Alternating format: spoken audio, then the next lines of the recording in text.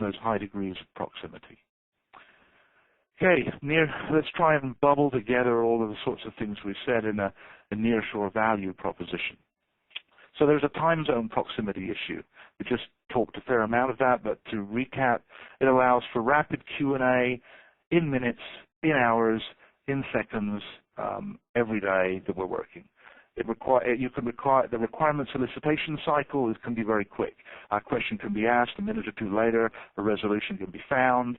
The same with review cycles of any artifacts, project reviews, management reviews, technical reviews, etc. And obviously business meetings from a virtual point of view can take place in everybody's time zone. Travel proximity, when face-to-face meetings are required, literally they're now just a few hours away, they're not several days away. Low cost of travel, minimal jet lag and wear and tear on the body, very minimal, making it a much more acceptable, enjoyable experience to move. Culture proximity, and this is an issue, we'll talk a little bit more about the East-West issue, but I'm mostly concerned here that the cultures of nearshore tend to be very close to the center. So in the U.S.-centric sense, the cultures of Canada and or Mexico are very close. Therefore, the styles of communication, the behavioral models, the decision-making capabilities are very, very close to each other. That making the nearshore solution a far more viable solution than very disparate cultures half a year away. Okay, let's move on a bit to cultural alignment. A few comments here. First comment I'd like to make is really Asians and Westerners think very differently about the world, and one needs to understand that. To give one an example, if you take China as an example, they think the world is a circle. We think the world is a line.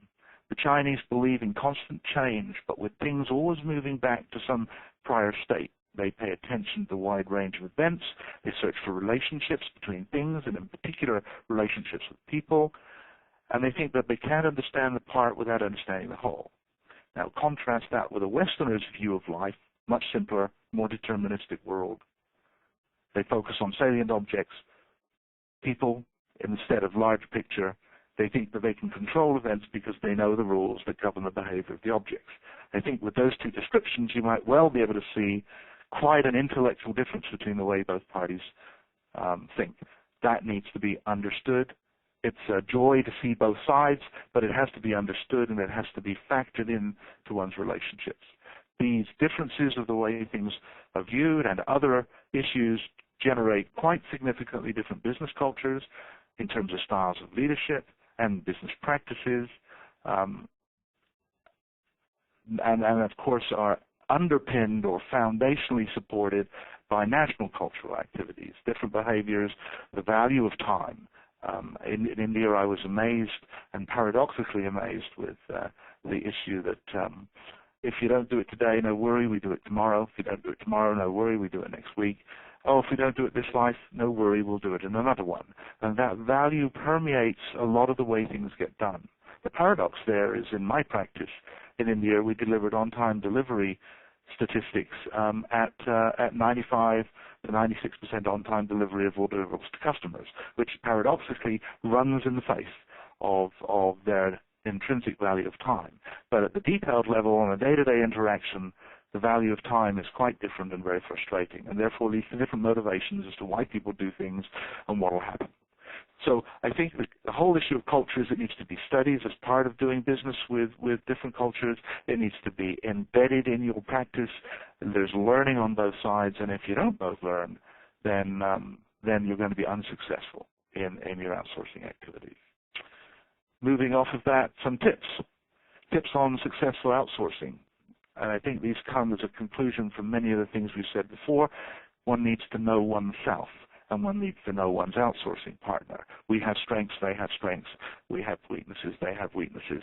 We need to build a plan together to use both of those sets of behaviors for great advantage. This is really a strategic relationship. You don't go into this lightly. There's a lot of investment in time, knowledge, a lot of transfer of domain knowledge, a lot of technical knowledge gets transferred in both directions. That cannot be done as a casual activity. It must be strategic to your business.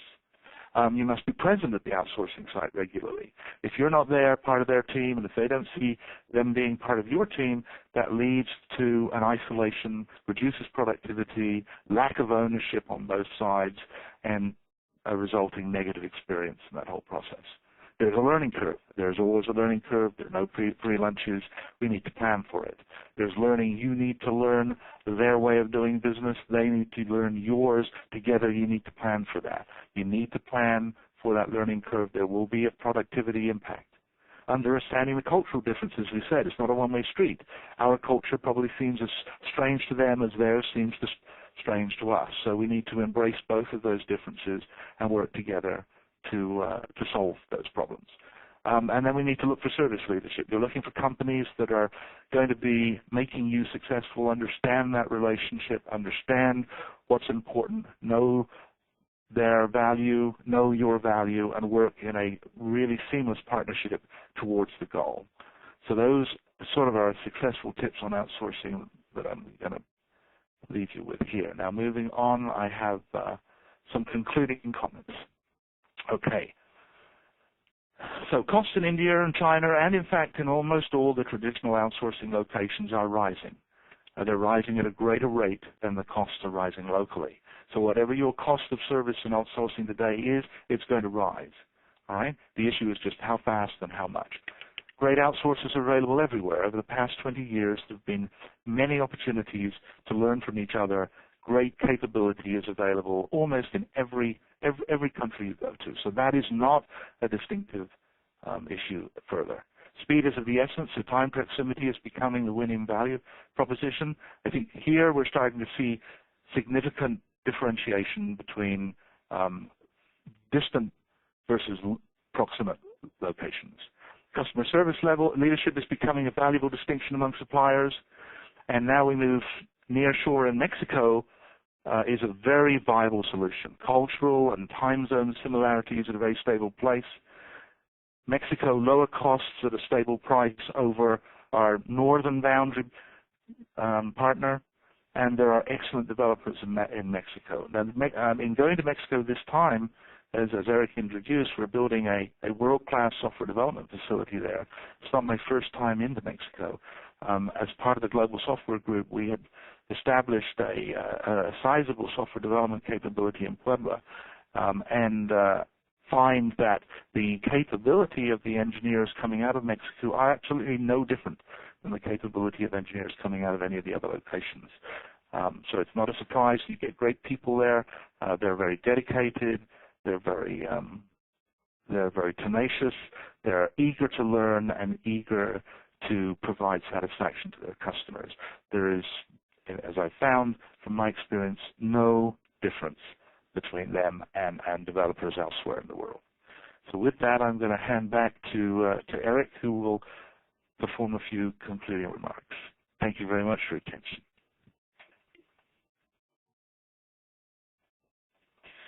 Well, thank you very much, Roger. Really appreciate both your time.